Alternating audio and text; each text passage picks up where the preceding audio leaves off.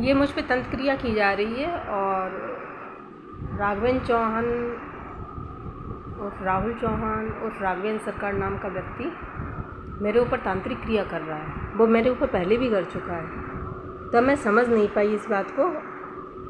मेरे ऊपर वशीकरण तक उसने किया और मेरी बॉडी को वो जलाता है। मेरी शरीर में विकृत ओम त्रिशूल बनते हैं। मेरे माथे पे यहाँ पे त्रिशूल बन गया था लाल सिंदूर का। शिवलिंग पे मैं हाथ रखती थी तो वो जो मेरे बॉडी पे विकृत ओम त्रिशूल स्वास्तिक जो बनते हैं वो चीज़ें मुझे शिवलिंग में दिखा करती थी। शिवलिंग की सफ़ेद पिंडी थी, उस पर दिखा करती थी। मैं शिवलिंग को सिर नवाया, पिंडी से अपना मस्तक छुआया तो मेरे यहाँ पर सिंदूर ऑटोमेटिक आ गया, जबकि उस शिवलिंग में किसी प्रकार का किसी ने भी कोई पूजा नहीं की थी।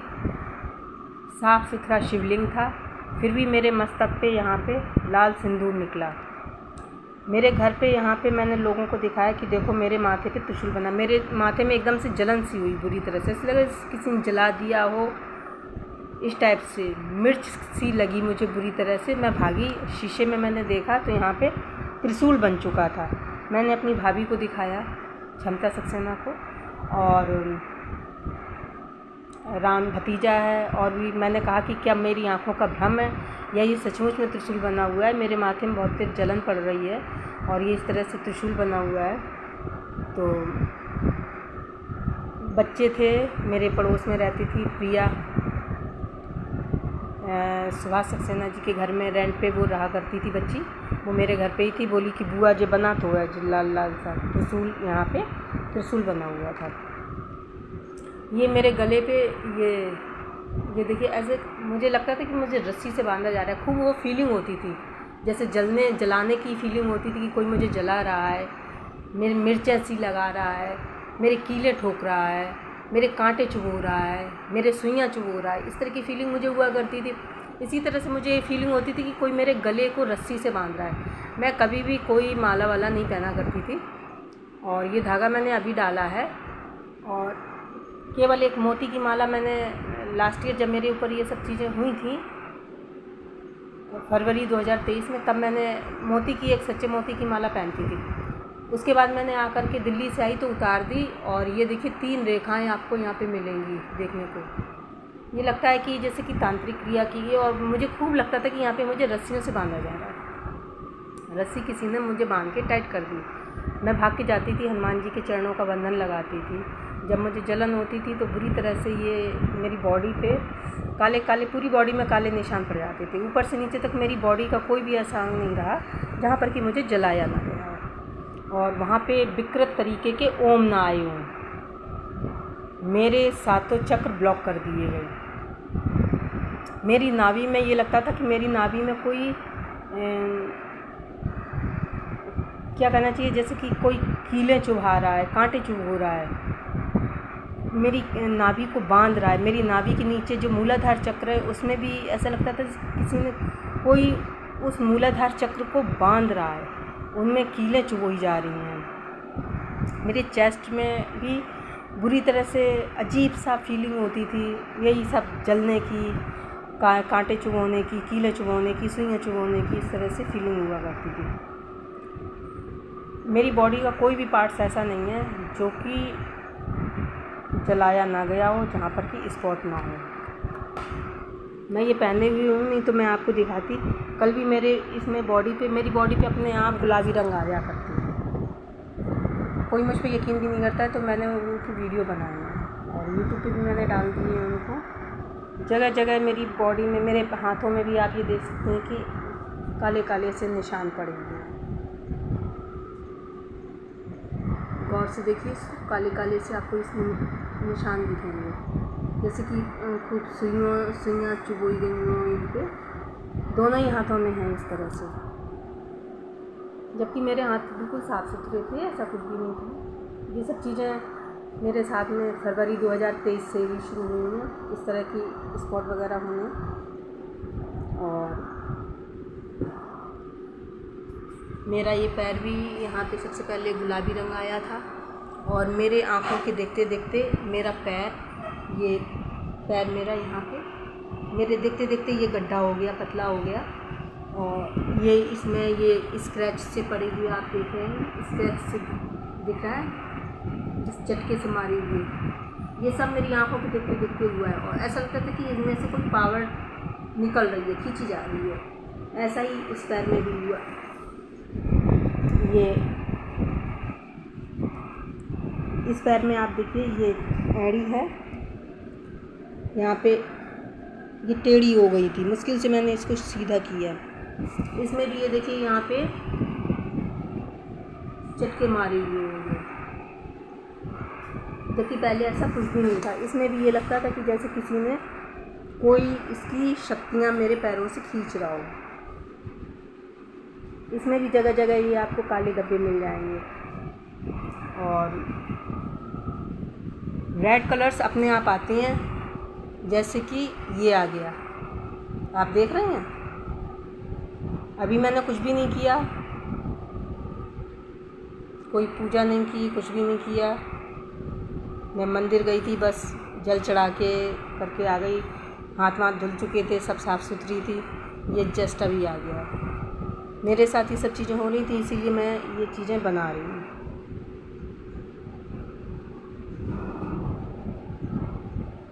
देख रहे हैं आप मेरे थंब पे,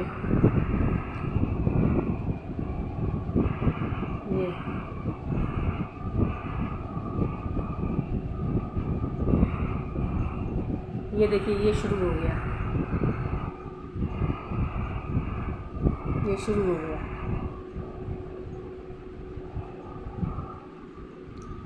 मैं शिकावाद वाले बालाजी भी हो कर के आई हूँ, तो वहाँ पे मेरी एक पंडित जी से बात हुई, तो उन्होंने मुझसे, मैंने उनको सारी प्रॉब्लम्स बताई, तो उन्होंने सारी नहीं, बहुत थोड़ी इस लिमिट में बस हिंट कर दी थी कि मेरे साथ में क्या प्रॉब्लम है। तो उन्होंने मुझसे 7 हाजिरी देने के लिए बोला कि आप 7 हाजिरी बालाजी की लगाइए। तो मैं अपनी तरफ से सारे उपाय कर रही हूँ, भगवान की शरण में हूँ। हालांकि वो मेरा बिगाड़ कुछ नहीं पाएगा, लेकिन बस यही है कि मेरा पूरा जीवन अस्त व्यस्त है, तहस नहस है। मेरे सूक्ष्म शरीर को बहुत पीड़ा होती है, मुझे बहुत कष्ट होता है। आत्मा को तो कोई कष्ट नहीं होता, क्योंकि आत्मा नैनम छिन्दन्ति शस्त्राणि नैनम दहति पावका न चैनम क्लेन्तापो न शुष्यति मारुता। मेरी आत्मा को तो कोई कष्ट नहीं है, लेकिन मेरे सूक्ष्म शरीर को बहुत कष्ट होता है। मेरे इस शरीर को बहुत कष्ट होता है, क्योंकि वो जो जलन वाली फीलिंग होती है ना, कि जिस जला रहे हैं, जिस कोई किसी को सिगरेट से जला दे, तो उस समय उसको क्या पीड़ा होगी। अगर कोई किसी को, आपको कोई सुई से चुभा दे, तो आपको क्या फीलिंग होगा। अगर आप बैठे हैं, कोई आपके ऊपर कील ठोक दे, तो आपको क्या फीलिंग होगी। मेरे जीभ के नीचे ऐसा लगता है कि किसी ने मेरे कांटे से चुभो दी है, जिससे कि मैं बोल ना पाऊँ। वो चीज़ यहाँ पे उभरी हुई भी है, दोनों ही साइड उभरी हुई है। लग रहा है, मुझे महसूस होता है कि उसमें जैसे कि कांटे से चुभो दी है, कांटे से निकले हुए हैं। अभी इसमें कांटे तो दिख नहीं रहे हैं, लेकिन वो जीभ के नीचे का जो पार्ट है, उसमें उभरापन आ गया है। तो वो उभरापन मुझे दिख रहा है, महसूस हो रहा है। मेरी दीदी हैं संगीता सक्सेना, तो उन्होंने मुझसे कहा था कि, मैंने उनको अपनी प्रॉब्लम बताई, तो उन्होंने मैंने उनके पास गई, क्योंकि उनके यहाँ सीहोर का रुद्राक्ष था। तो मैं भाग के गई सीहोर का रुद्राक्ष लेने के लिए, तो उन्होंने मुझे सीहोर का रुद्राक्ष दिया। मैंने उन्हें सारी बातें बताई, वो स्वास्तिक दिखाए जो मेरी पूरी बॉडी पे बने हुए थे, जगह जगह मेरी जीभ पे बने हुए थे। मैंने उनको अपनी जीभ दिखाई, मेरी जीभ कटी हुई थी, मेरी जीभ में विकृत स्वास्तिक बने हुए थे, विकृत ओम बने हुए थे, विकृत त्रिशूल बने हुए थे। मैंने उनको और उनकी बेटी गौरी को ये सब चीज़ें दिखाई। मुझे ऐसा लगता था कि कोई मुझे खींच रहा है, 6-6 कदम मैं पीछे चली जाती थी। ऐसा लगता था कोई मेरे गले में रस्सी बांध के मुझे खींच रहा है, और मैं इस कदर परेशान थी। जब मैं लेटती थी तो मैं जंप मारती थी, कूदती थी अपने बिस्तर से, 1-1 फुट ऊपर कूद जाती थी मैं, सबके सामने, मेरे पिता के सामने। मेरे पिता बगल में लेटे रहते थे, सबके सामने मैं कूदा करती थी, लेटे लेटे जंप मारती थी। मुझे चारों तरफ विकृत ओम दिखा करते थे। मेरी हालत वो हो गई थी कि मैंने 2 दिन तक बिल्कुल खाना नहीं खाया। तीसरे दिन भी मैंने खाना नहीं खाया। खाने की थाली आती थी, मुझे चारों तरफ ओम दिखते थे। खाने की रोटी में ऐसा लगता था कि पूरे में ओम बिछे हुए हैं। कोई भी सब्जी हो, दाल हो, उनमें भी ये लगता था कि चारों तरफ विकृत से ओम, स्वास्तिक, त्रिशूल, ये सब चीज़ें पूरे में बिछ गई हैं, जैसे कि कोई फूल बिछा देता है, इस टाइप से मेरी रोटी में, मेरे भोजन की थाली में, यहाँ तक कि एटमॉस्फेयर में भी मुझे चारों तरफ, मैं जिधर देखती थी उधर ही मुझे ओम दिखा करते थे। मेरे गले में भी बहुत खांसी सी थी, मैं खांसती रहती थी बुरी तरह से, तो खाया भी नहीं जाता था मुझसे, जलन होती थी बुरी तरह से। दूध लाया गया मेरे लिए कि ये लो दूध से रोटी खा लो। मुझे पूरे कटोरी के दूध में ओम ओम ओम दिख रहे थे। मेरे पापा मुझसे चिल्ला रहे थे, वो कह रहे थे खाती क्यों नहीं है, खाती क्यों नहीं है। तो मैं चुपचाप बैठे बैठे सोचती रही, मैं कुछ कह भी नहीं पा रही थी क्योंकि कोई मुझ पर बिलीव नहीं कर रहा था। मैं उस विकृत ओम को देख के मैं ये समझ चुकी थी कि मेरे ऊपर तांत्रिक क्रिया की जा रही है। मैंने कहा अगर मैंने इसको, मैं भूखी हूँ तो मेरा नुकसान नहीं है, अगर मैंने इस खाने को खा लिया तो इसका साइड इफ़ेक्ट मेरे माइंड पे, शरीर पे ज़रूर पड़ जाएगा। तो मैंने उसको बिल्कुल भी भोजन को टच नहीं किया। तीसरे दिन मैं 2 दिन तक भूखी प्यासी रही। मैंने अपनी भाभी से कहा कि अगर मैं किसी से कहूँगी तो लोग मुझे पागल समझेंगे, मुझे तुम्हारे चेहरे तक पे ओम दिख रहे हैं, मुझे तुम्हारे शरीर तक पे ओम दिख रहे हैं। मैं किसी से कहूँगी तो कोई मुझ पर यकीन नहीं करेगा, लेकिन मुझे दिखाई पड़ रहा है। तीसरे दिन मैं अपनी दीदी के घर गई रुद्राक्ष लेने, उनको सारी बातें बताई। मैंने तीसरे दिन, आधा दिन बीत चुका था, उसके बाद मैंने उनके यहाँ दाल से रोटी खाई, 1 रोटी दाल से खाई मैंने उनके यहाँ। उस दिन तीसरे दिन मैंने अन्न को ग्रहण किया था। कुछ भी मैंने 2 दिन तक नहीं खाया। मेरी स्थिति बहुत ज़्यादा ख़राब थी, मैं बहुत वीक भी थी, कोई मुझ पर यकीन भी नहीं कर रहा था।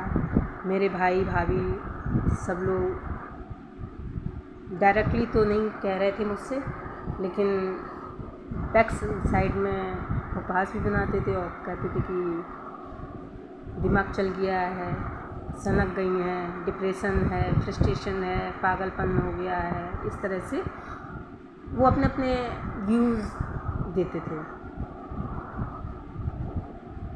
मैं सो भी नहीं पाती थी क्योंकि पूरी रात मुझे जलाया जाता था। मैं भाग के मंदिर में जाती थी और हनुमान जी के चरणों का बंधन अपनी बॉडी पर लगाती थी, जैसे कि मैं इस समय ये लगाई हुई हूँ। इस समय मेरे मस्तिष्क में, यहाँ पे आज्ञा चक्र में बार बार अटैक होता था।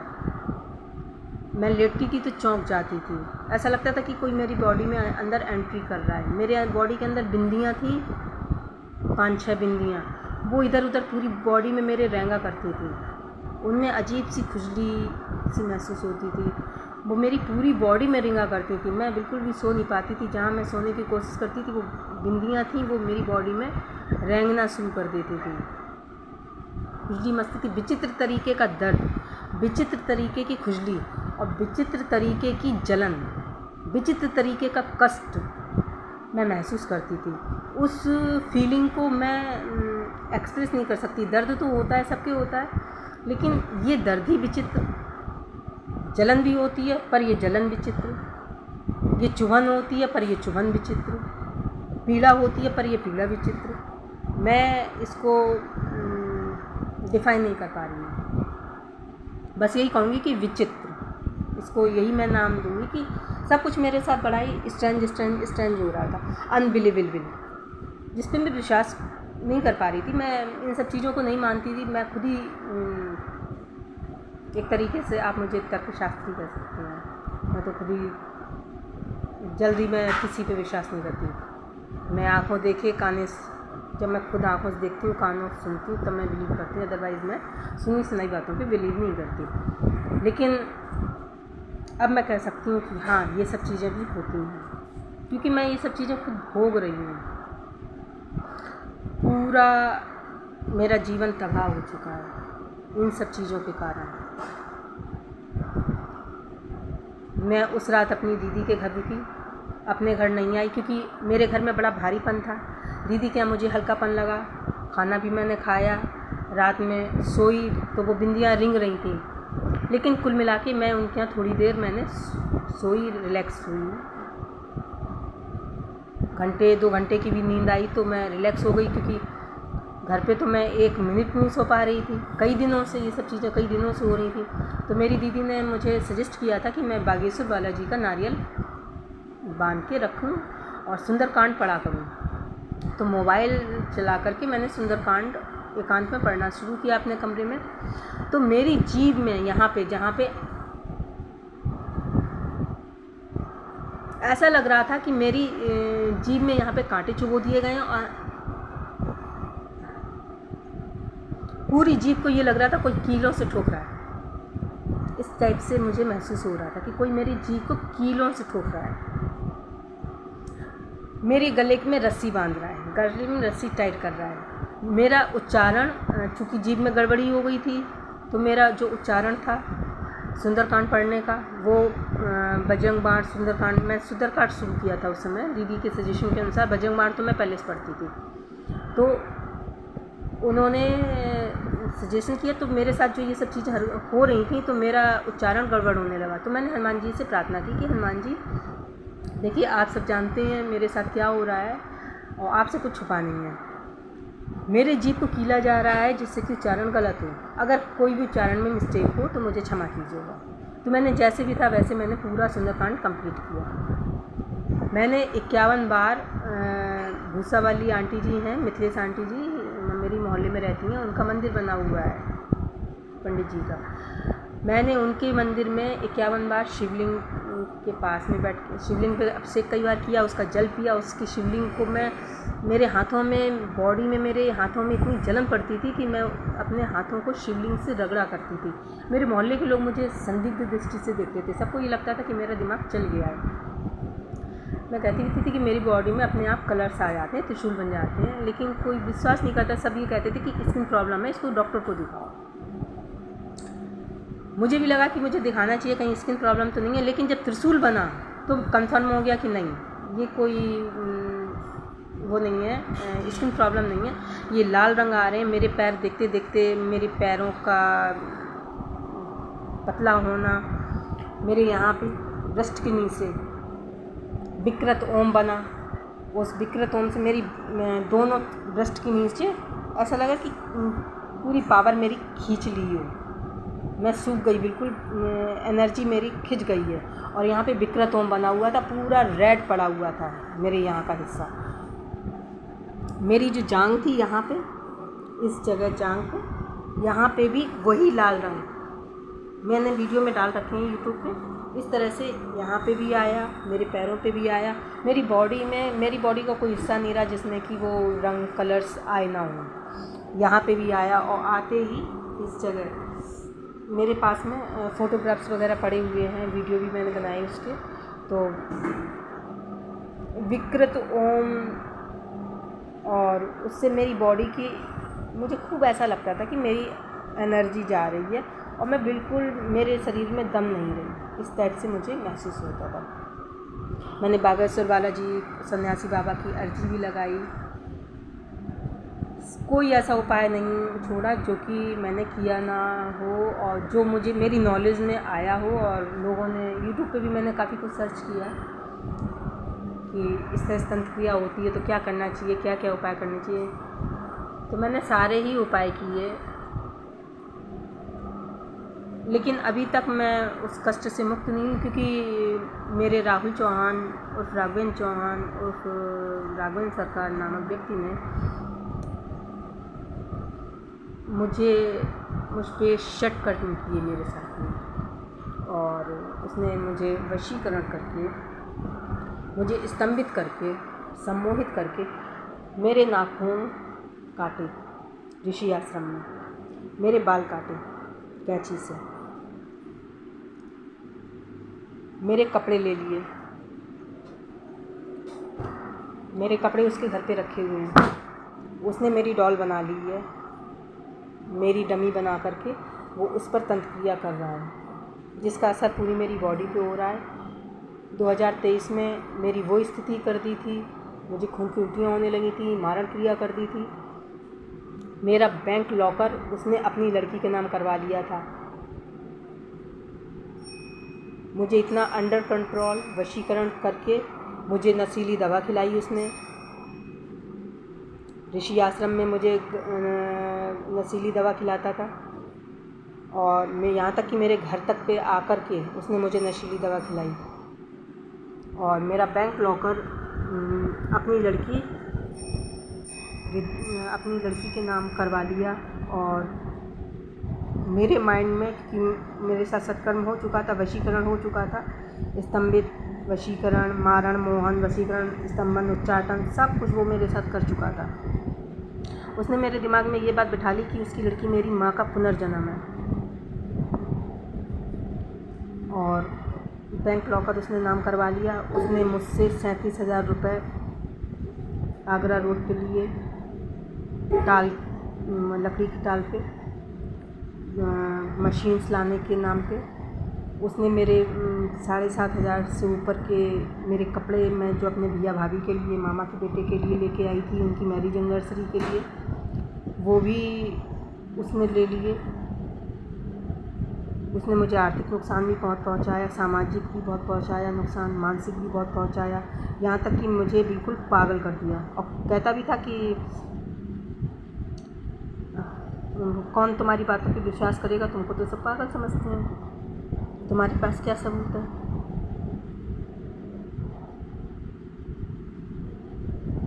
यहाँ तक कि मेरी वो स्थिति कर दी उसने कि लोग मुझे पागल समझने लगे। मैंने FIR करवाई, क्योंकि मुझे उस समय ये लगता था कि क्योंकि घर पे वो दवा खिलाई गई थी, तो मुझे लगता था कि मेरे भाई और मेरे पिता भी इसमें शामिल हैं, जबकि वो निर्दोष हैं। वो इस चीज़ को नहीं जानते थे कि वो क्या कर रहा है, वो क्या गेम खेल रहा है राहुल चौहान। और राहुल चौहान ने मुझे नशीली दवा खिलाई, लेकिन मेरे माइंड में वो चीज़ आ गई कि मेरे भाई और पिता और भाभी वगैरह सब मिले हुए हैं और प्रॉपर्टी की वजह से ऐसा कर रहे हैं। लेकिन मेरे भाई, भाभी और पिता निर्दोष थे, सिर्फ दोषी राहुल चौहान था। लेकिन राहुल चौहान के पीछे किसका हाथ है ये मुझे अभी तक पता नहीं है कि वो उसने ऐसा क्यों किया। वो डायरेक्टली प्रॉपर्टी की वजह से ऐसा कर रहा था। उसने लॉकर नाम, किसी का लॉकर नाम कराना कोई हंसी खेल नहीं है। उसने जो लॉकर नाम मेरा करवा लिया, उसने 37,000 रुपये ले लिए, मेरे कपड़े ले लिए, सब कुछ इतना अजीब अजीब किया। मुझे अपने घर ले जा कर के पॉइजन खिला दिया। मुझे अपने घर ले गया, उसकी बीवी शिखा और राहुल चौहान ने मुझे खाना खिलाया, बैगन की सब्ज़ी, मूंग की दाल, रोटी, और उसमें पता नहीं क्या मिलाया कि, और मुझे ले जा कर के एक पुलिस वाला है खड़गजीत नगर में, कंचन के बाबा, उसके यहाँ मुझे जाके छोड़ आया। मैं रात में उसके यहाँ रुकी और मेरी इतनी हालत ख़राब हो गई, मुझे खून की उल्टियाँ फिर होने लगी, जबकि मैं उससे पहले बिल्कुल सही थी। मैं रिलैक्सो की शॉप पे गई थी, शोभित भाई मौजूद थे वहाँ पे, मैंने चप्पल खरीदी, मैं बिल्कुल सही थी, फिट थी। मैं गायत्री मंदिर भी गई थी, उन लोगों से मिली थी, वो मेरे रिश्तेदार हैं, तब तक मैं बिल्कुल ठीक थी। उसके बाद राहुल मुझे अपने घर ले गया। मैंने मना भी किया, मैंने कहा मैं अपनी दीदी के घर जाऊँगी, हम चले जाएंगे, लेकिन ज़बरदस्ती मुझे लेकर के गया और वशीकरण के तहत वो मुझे लेकर के गया। अपने घर खाना खिलाया, फिर मुझे कंचन के घर छोड़ा। उसने खाने में ऐसा क्या चीज़ मिलाई कि मुझे खून की इतनी भयंकर उल्टियाँ हो रही थी, मैं आपको बता नहीं सकती। वही, और जाते समय ये कह गया कंचन की दादी से कि रात में इनकी तबीयत ख़राब होगी तो जो हमने तुम्हें दवा दी है वो खिला देना इन्हें, रात में इनकी देखना तबीयत ख़राब होगी। तो हमने कहा हम अंग्रेज़ी दवा नहीं खाते, मुझे अंग्रेज़ी दवा सूट नहीं करती है। वो उसके बाद बाइक से चला गया अपने, मुझे वहीं छोड़ गया। लेकिन पूरी रात मेरी उनके घर में इतनी तबीयत ख़राब हुई, मैं खून की उल्टियाँ उनके घर में करती रही। मेरा सिर इतना हीट मार रहा था, ये लग रहा था कि मेरा ब्रेन हेमरेज हो जाएगा, फट जाएगा ये। मेरी पूरी बॉडी में जलन पड़ रही थी, मेरे पूरे शरीर में जलन पड़ रही थी। मुझे ऐसा लग रहा था मुझे जलाया जा रहा है। मेरी मिर्चें लग रही हैं पूरी बॉडी में। मैं सिर मेरा गर्म, मैं बार बार जाके सिर में पानी डाल रही थी, खून की उल्टियाँ कर रही थी, खांस रही थी। मेरी हालत बहुत ख़राब थी। पता नहीं उसने क्या ऐसा मिलाया राहुल चौहान ने। बाद में वो धमकी दे रहा था। जब मैं दिल्ली चली गई, यहाँ से पुलिस ने रिपोर्ट भी मैंने करी, फिर पुलिस ने भी कोई कार्रवाई नहीं की तो मैं दिल्ली चली गई। मैंने कहा कि इस समय मैं लड़ नहीं सकती, कोई मुझ पर यकीन नहीं कर रहा है, सब मुझे पागल पागल कह रहे हैं, पागल समझ रहे हैं, और मैं जानती हूँ कि मैं पागल नहीं हूँ। मैंने कहा कि मुझे इस समय अपनी तबीयत सही करनी है। खून की उल्टियाँ मुझे हो रही हैं, नाक से खून की पिचकारियाँ निकल रही हैं। नाक से भी खून निकलता था, मुझसे भी खून निकलता था, मेरी खांसती रहती थी मैं। तो हमने कहा कि इस समय मुझे तबीयत सही करनी है अपनी। तो मैं यहाँ से आगरा गई। आगरा में मैंने कहा कि जाकर के लोग मुझे पागल पागल कहते हैं, तो मैं डॉक्टर आर.सी. मिश्रा जो रेनबो हॉस्पिटल में, मैं उनको दिखाऊंगी। मैं रेनबो हॉस्पिटल गई थी, लेकिन डॉक्टर आर.सी. मिश्रा बाहर गए हुए थे, वो यहाँ पे थे नहीं। मैंने कहा उनका अपॉइंटमेंट ले लेंगे तो मैं अपने माइंड का चेकअप करवाऊंगी उनसे कि क्या मैं सचमुच में मेंटल डिस्टर्ब हूँ, जैसा कि लोग मेरे बारे में बोल रहे हैं इस समय। और मैं ये इस बात को अच्छी तरह जानती थी कि मैं पागल नहीं हूँ। फिर मैं दिल्ली चली गई। दिल्ली में मैंने रूम लिया, रूम में लेकर के मैं वहाँ पे रह रही थी। फिर मेरी राहुल चौहान से फेसबुक जो उसने एक मेरे व्हाट्सएप पे मैसेज किया, उस मैसेज को पढ़ के फिर मैं एकदम से, क्योंकि मैं सोच रही थी कि आखिर मेरे साथ ये सब हुआ क्यों, ऐसा क्या हो गया जो मेरा परिवार मेरा छूट गया, मेरा घर छूट गया, मेरा द्वार छूट गया, मेरे अपने छूट गए, मेरा सब कुछ मैत्री में ही था, मेरी पहचान ख़त्म हो गई, मेरा सब सब सब टोटल मैं फिनिश हो गई। और मैं मैत्री भगोड़ी की तरह मैं मैत्री छोड़ कर के चली आई। मुझे काफ़ी इंसल्टेड भी फील हो रहा था कि ये सब मेरे साथ हुआ क्या, लोग मेरे बारे में इतनी गलत, क्योंकि मैं भूखी रह सकती हूँ, प्यासी रह सकती हूँ, मैं मरना भी पसंद कर सकती हूँ, लेकिन कोई मुझ पर या मेरे कैरेक्टर पर उंगली उठाए, ये मुझे पसंद नहीं। तो मेरा खून खौल गया। मैं मैत्री में से दिल्ली जाने के बाद में फिर मेरी फेसबुक पे और उसकी, मैं फेसबुक पे मेरी उसकी, मैंने उसको बहुत जो भी थी अपने मैसेज किए, काफ़ी कुछ मेरा वो हुआ, काफ़ी चैटिंग्स वगैरह हुई ओपनली, पब्लिकली, क्योंकि मैं वो व्हाट्सअप करता था और मैं पब्लिकली करती थी। वो मेरे मोबाइल में व्हाट्सअप करता था, मेरे नंबर पे मैं पब्लिकली करती थी। बाद में उसने कहा कि अब से तू ब्लॉक ऐसे करके उसने एक मैसेज दिया। मेरी भाभी ने भी उससे बात की, तो वो ये कह रहा है कि संतोष आंटी ने भी कहा कि तुमने रुपए लिए, तो रुपए के लिए वो साफ मुकर गया कि मैंने कोई रुपए नहीं लिए, 37,000। उसने ये तक कहा कि चप्पल मैंने दिलवाई, जबकि वो 37,000 मेरे रखे हुए था, उसमें से मैंने 1300 कुछ की वो चप्पल आई थी। मैंने 2 जोड़ी चप्पल ली थी, 2 जोड़ी चप्पल ली थी शोभित रिलैक्सो की दुकान से। शोभित आज भी मौजूद हैं और उनकी शॉप है, मुझे अच्छे से जानती भी नहीं, अब तो जान पहचान भी अच्छे से हो गई है। तो मैंने पैसे के लिए उसी से कहा था, क्योंकि मेरे पास में ऑटो तक के लिए पैसे नहीं थे। मैंने उससे कहा भी कि राहुल भैया आपने मेरे सारे रुपए ले लिए, मेरे पास में इतना भी पैसा नहीं है कि मैं ऑटो कर सकूँ। ये बात मैंने दुकान पे ही कही थी उससे, राहुल से। तो उसने वो रुपए इस तरह से दिए जैसे कि वो अपनी जेब से दे रहा हो, उसी के बाप के रुपए हैं। इस तरह से उसने मुझे उस शॉपकीपर को, शू वाले को दिए, शोभित को पेमेंट किया 1300 कुछ रुपये का। उसके बाद वो फिर गायत्री मंदिर गया, गायत्री मंदिर से मुझे अपने घर ले गया, वहाँ पे नशीली दवा मिला करके मुझे कंचन के घर छोड़ गया। फिर जब मैं दिल्ली चली गई तो भाभी ने बात की, तो वो धमकी दे रहा था, संतोष आंटी को भी धमकी दे रहा था, और कि मैं डॉक्टर हूँ और मैं मानहानि का दावा कर दूँगा और 50 लाख रुपए से 50 लाख रुपए का दावा करूँगा, इस तरह से वो कह रहा था। और रुपयों के लिए भी वो मना कर दिया कि मैंने कोई रुपए नहीं लिए। उसका एक दोस्त है आरएसएस का, विपिन,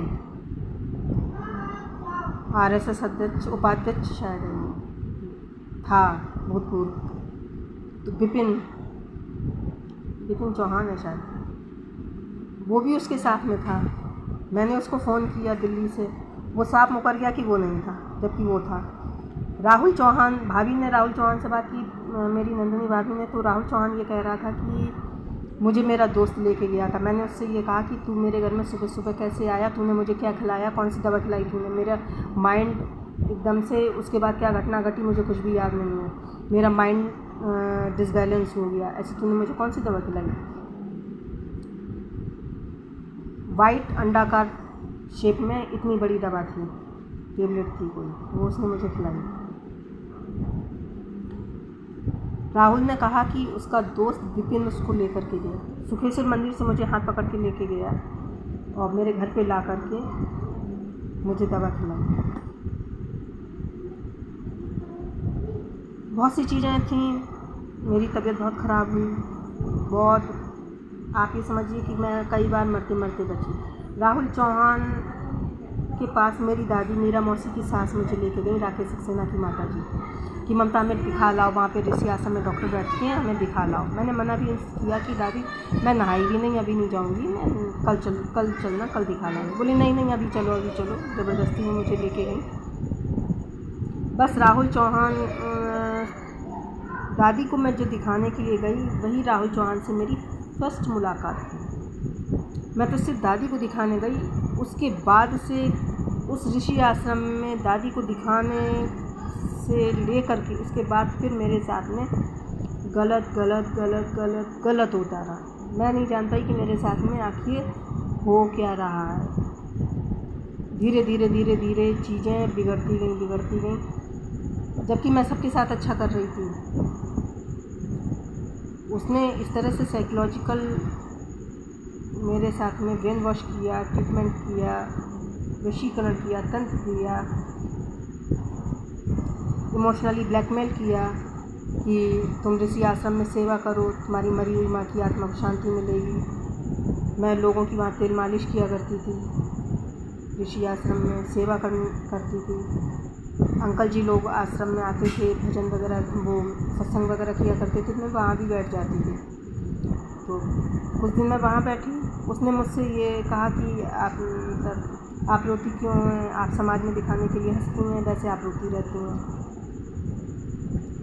मैंने कहा नहीं, ऐसा कुछ भी नहीं है, लाइफ है, सबके जीवन में कुछ ना कुछ लगा रहता है, ये तो ज़िंदगी अप्स डाउन लगे ही रहते हैं। बोले नहीं बताइए आप रोती क्यों हैं। मैंने कहा कुछ नहीं, मैंने उसको कुछ नहीं कहा। ऐसे 2-3 दिन मैं उसको टालती रही, लेकिन फिर वो मेरे नंबर पे फ़ोन करने लगा कि हम आपसे बात करना चाहते हैं। उसने मुझसे बात की। ऋषि आश्रम में दादी को जब मैं दिखाने गई तो उसने मुझसे कहा कि आप 6 दिन मुद्राएं, उसने कुछ मुझे बताई। बोले 2 दिन आप इस तरह से बैठिए, 2 दिन इस तरह से बैठिए, 2 दिन इस तरह से बैठिए। किसके सामने? नारदानंद सरस्वती जी की जो स्टैचू है ऋषि आश्रम में, उसके सामने वहाँ बैठिए, और उसके बाद में 6 दिन बाद आप मुझे बताइए। उस 6 दिन में ही सब कुछ मेरे साथ में हो गया। उसने इस तरह से वशीकरण किया कि मैं आपको बता नहीं सकती। वहाँ पर एक वेदल सिंह यादव जी और आते हैं सत्संग करने के लिए, अच्छे सज्जन, मतलब सत्संग करने के लिए जितने भी लोग आते हैं सब सज्जन दिखते हैं। मैं वहीं बैठा करती थी। मैं नहीं चाहती थी कि मैं सेवा दे रही हूँ, अलग बात है। मेरी लाइफ में काफ़ी कुछ, माँ के जाने के बाद मैं डिवोर्स भी हो गया और मेरी माँ भी नहीं रही, तो मुझे माँ की याद बहुत परेशान करती थी। तो मैंने कहा बिज़ी रहूँगी, किसी सेवा होगी हाथों पैरों से, अच्छा ही होगा। चलो, मैं तो खाली रहती हूँ। घर में भी बहुत कुछ गड़बड़ हो रही थी। मेरे घर में इतने कीड़े थे, भुनके मैं आपको बता नहीं सकती थी। वो भी तंत्र क्रिया का एक हिस्सा था। मेरे घर में ब्लड पाया गया, मेरे घर में ब्लड पड़ा हुआ था। मैंने उस ब्लड को साफ़ किया। मैं उस समय नहीं समझ पाई कि ये तंत्र क्रिया का हिस्सा है। मेरे घर में बदबू आती थी मांस की, मुझसे सांस नहीं ली जाती थी, मेरा दम घुटता था। मेरे साथ में इतना कुछ अजीब हो रहा था कि मैं आपको बता नहीं सकती। इस तरह से जैसे कि चमड़ा जल रहा हो, चमड़े की जलने की बदबू आ रही थी। मेरा यहाँ दम घुटने लगता था कमरे में। ये मेरा कमरा है, तो इसमें मैं इसी में लेटती थी, यहाँ डबल बेड पड़ा था, तो इतना दम घुटता था मेरा, और इतने भुनके थे, इतने कीड़े थे वो भुनके, कि पूरे घर में भुनके भुनके भुनके। जहाँ मैं सोती थी और ऐसा लगता है कोई मेरे यहाँ पे अटैक कर रहा, मेरी बॉडी में अटैक कर रहा। मैं चौंक जाती थी, मैं उछल जाती थी। ऐसा लगता कि मेरे हाथों में कोई कीले चुभ हो रहा है। ये देख सकते हैं आप, ये काले निशान मेरे तभी के पड़े हुए हैं। मैं अपनी बॉडी को हिलाना चाहती थी तो मेरी बॉडी हिलती नहीं थी। ऐसा लगता था कि कोई मेरे साथ में गलत कर रहा है, कोई संबंध बना रहा है, मुझे ऐसा महसूस होता था। मैं लेटती थी तो मेरे कपड़े जो थे वो खुले हुए मुझे मिलते थे, जबकि कमरे में कोई नहीं होता था। पापा मेरे ये बरामदे में जैसे लेटे ऐसे ही लेटते थे, और मेरे भैया भाभी उधर बैठक में लेटते थे, मैं अपने कमरे में अकेले लेटती थी। लेकिन जब मैं उठती थी तो मेरी सलवार का नारा खुला हुआ मिलता था, मेरे ब्रा के स्टेपनी में बटन खुले हुए थे, पीछे से हुक खुले हुए मिलते थे। तो मैं ये सोचती थी कि शायद सोते समय खुल गए होंगे। मैं उस चीज़ को नहीं समझ पाती थी, लेकिन मुझे पता नहीं क्यों ऐसा लगता था कि कोई मेरे साथ में कुछ गलत कर रहा है, मेरे साथ में कोई ऐसा संबंध बना रहा है। लेकिन उस चीज़ को हम समझ नहीं पाते थे, और सारी चीज़ें मैं जल्दी ही भूल जाती थी। मैं सिर धोती थी बाथरूम में, तो यहाँ से मेरे सिर से यही जो मेरी बॉडी में गुलाबी गुलाबी सा जो रंग है, यही गुलाबी रंग मेरी बॉडी सिर से निकलता था। मैं सुबह पेस्ट करने के लिए जाती थी तो मेरे जीभ से गुलाबी रंग निकलता था। वो रंग कहाँ से आता था मुझे नहीं मालूम। मेरे कान में इतनी खुजली होती थी, इतनी खुजली होती थी कि जब मैं उस माचिस की तिल्ली से जब मैं इसको खुजलाती थी कान को, तो इसमें वो गुलाबी रंग आया करता था। मेरे नाक के अंदर जो गंदगी होती है वो एक अलग होती है, कफ होता है गंदगी। मेरे नाक और मुंह से दांतों से परत निकलती थी, ऐसा लगता है कागज़ की परत हो, और वो उसको खूब रगड़ो, कुछ भी करो, ऐसे करके मलो, वो ख़त्म नहीं होता था। जैसे कि कफ होता है, यूं यूं करते तो वो गायब। लेकिन जो मेरे नाक से जो परत जो निकलती थी, क्या पेपर था मुझे समझ में नहीं आता है, मतलब क्या चीज़ थी ऐसी कि ऐसा था कोई कागज़ टाइप का हो, और उसको खूब ऐसे करके ऐसे ऐसे करके करो, वो रहता वैसा का वैसा ही था, ख़त्म नहीं होता था, उसका रूप नहीं चेंज होता था। और वो निकलता तो इसमें इतनी सीरन होती थी, यहाँ पे जो जलाया जाता था वो तो जलन होती थी, नाक के अंदर रिंगन होती थी। मेरे बाथरूम का बल्ब लप लप लप लप लप बुरी तरह से करता था। मुझे ऐसा लगता था कि कोई मेरे साथ है, कोई मेरा पीछा कर रहा है। ऐसा लगता है कोई मुझे खचेड़ रहा है, कोई मुझे खींच के लेके जा रहा है, कोई मेरे गले में रस्सी बांध के मुझे खींचने की कोशिश कर रहा है। मैं बाहर की तरफ मतलब दरवाजे की तरफ खींच रहा है, इस टाइप से मुझे महसूस होता था। अब की बार तो मैं होश में थी, तुरंत क्रिया हुई तो मैं होश में थी। लेकिन जब पिछली साल राहुल दादी मीरा मौसी की सास मुझे लेके गई थी, तब मेरे साथ जो हो रहा था, तो वो घटनाएं घटती थी और मैं तुरंत भूल जाती थी, होती थी और तुरंत मैं भूल जाती थी। मुझे कुछ भी फिर याद नहीं रहता था, मतलब उस समय तो लगा कि मतलब ये चीज़ हुई, उसके बाद मैं भूल जाती थी कि क्या हुआ मेरे साथ में, वो चीज़ें याद ही नहीं रहती थी। वो तो मैं जब दिल्ली यहाँ से गई मैनपुरी छोड़ के, तब मैं धीरे धीरे वो चीज़ें कुछ रिवाइंड होती गई कि हाँ ऐसी घटना घटी थी, हाँ ऐसी घटना घटी थी, हाँ ये हुआ था, वो हुआ था। अपने दिल्ली में मैं अकेली रहती थी और परेशान भी बहुत थी, तो मैं ये सोचती थी, रोती रहती थी, तो मैं ये सोचती थी कि आखिर मेरे साथ ये हुआ क्या। तो जो मैं बता रही थी कि वहाँ पे ऋषि आश्रम में सत्संग करने के लिए वेदल सिंह यादव आते हैं, तो वो एक बार आए तो राहुल ने मुझे रोक लिया, बोले यहाँ कुर्सी पे बैठो। तो वेदल सिंह जी से मेरी थोड़ी सी बातचीत हुई। उसने कहा यहाँ बैठो। बोली कि ये लोग करते हैं सत्संग करते हैं, ये लोग सत्संग नहीं करते हैं, टाइम पास करने के लिए आते हैं कि जब घर पे जाएं तो खाना इन्हें बना बनाया मिले और बस खाना खाएं। सब रिटायर्ड पर्सन लोग हैं और बेकार हैं, इन लोगों के पास कोई काम धंधा तो है नहीं, रिटायर हो चुके हैं, तो टाइम पास करने के लिए लोग यहाँ पे आया करते हैं ऋषि आश्रम में, ये सुना। और उसने मुझे, मैं रोज़ जाती थी वहाँ सत्संग अटेंड करती थी, लेकिन उस दिन उसने मुझे सत्संग अटेंड नहीं करने दिया। राहुल चौहान ने वहीं कुर्सी पे बिठा लिया। उसके बाद कंचन की दादी की बहन, कंचन यादव की दादी की बहन वो आई।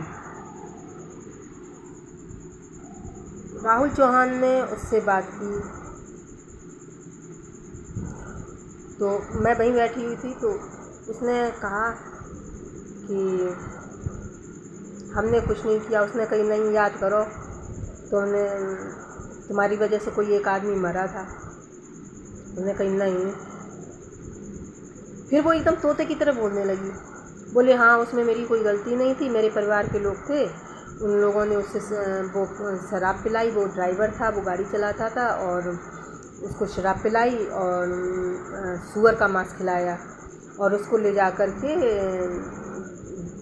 गला दबा के उसको मार के डाल दिया। उसका सिर कहीं डाला और धड़ को कहीं डाला, इस तरह से। बोले कि अब उसकी आत्मा परेशान है, तो वो उसकी आत्मा वो उसको उनके घर में परेशान कर रही है सबको।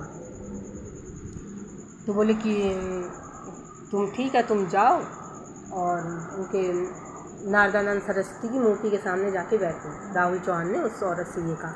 ये सब चीज़ें हो रही थी, तो मैं वहीं कुर्सी पे बैठी हुई सुन रही थी, देख रही थी। वो औरत वहाँ चली गई। उसके बाद एकदम से कुत्ते दौड़ते हुए आए, ढेरों कुत्ते थे, गेट से दौड़े। तो राहुल ने कहा, राहुल चौहान बोला कि वो आ गया। कुत्तों को दौड़ते देख कर के, और उसमें सब एक ही दिशा में कुत्ते दौड़ते जा रहे थे और इतनी तेज़ बवंडर और धूल भरी आंधी, यूँ चक्रवात ऐसे करके आया। और उसके आते ही वहीं पे हम लोगों की जस्ट सामने, जहाँ उनकी बेंचें पड़ी हैं, पट्टियाँ पड़ी हुई है, वहीं कुर्सी डाल दी थी। पंडित जी के घर के सामने, ऋषि आश्रम में जहाँ पंडित जी रहते हैं, उनके घर के सामने की बात है। तो वहाँ पे ढेर सारी गैयाँ बैठी हुई थी और गौशाला है, तो वहाँ पे ढेर सारी गायें बैठी थी। और जैसे ही वो जो चक्रवात आया, कुत्ते भाग रहे थे और वो चक्रवात के आने से गाय इतनी तेज़ भागी, मैं वो सीन नहीं भूल सकती। मेरी आंखों में अभी वो सब चीज़ें चल रही हैं। गैयाँ एकदम से एक दिशा में भागी, कुत्ते एक दिशा में भागे, पेड़ों पे बंदर थे, बंदर सब भाग गए, पंछी थे, पंछी सब भाग गए। मैं उस चीज़ को देख रही थी और मुझे अंदर से ये लगा कि कुछ गड़बड़ है। तो मैं हनुमान जी का नाम लेने लगी, जय हनुमान जय हनुमान जय हनुमान जय हनुमान करने लगी, क्योंकि मैं हनुमान जी को मानती हूँ। फिर एकदम से जिस दिशा में कुत्ते भागे थे, जिधर वो लैट्रिन बाथरूम बने हुए हैं, बस उसी दिशा में कुत्ते भागे थे, उसी दिशा में वो बवंडर भागा और वहाँ से फिर सब शांति हो गई। लेकिन उतनी देर में मुझे पहले सत्संग वाले अंकल लोगों की आवाज़ें सुनाई पड़ रही थी। जब ये घटना घटी तो मुझे कानों से कुछ भी, किसी प्रकार की कोई आवाज़ सुनाई नहीं पड़ रही थी। आँखों से दिखाई सब पड़ रहा था, लेकिन मुझे कानों से एक सिंगल वर्ड ऋषि आश्रम के लोगों का नहीं सुनाई पड़ रहा था। जबकि थोड़ी देर पहले मुझे उनके सत्संग की आवाज़ें सब आ रही थी। बिल्कुल पिन ड्रॉप साइलेंस सी टाइप की थी। मुझे कुछ मेरे काम नहीं कर रहे थे, जैसे कि मैं बहरी हूँ, इस टाइप से था। लेकिन मैं सब देख रही थी और मैं मन ही मन हनुमान जी का नाम ले रही थी। वो बोला कि वो अंदर चला गया। राहुल चौहान बोला, मतलब उस बवंडर के लिए, कि वो अंदर चला गया। उसके बाद वो औरत आई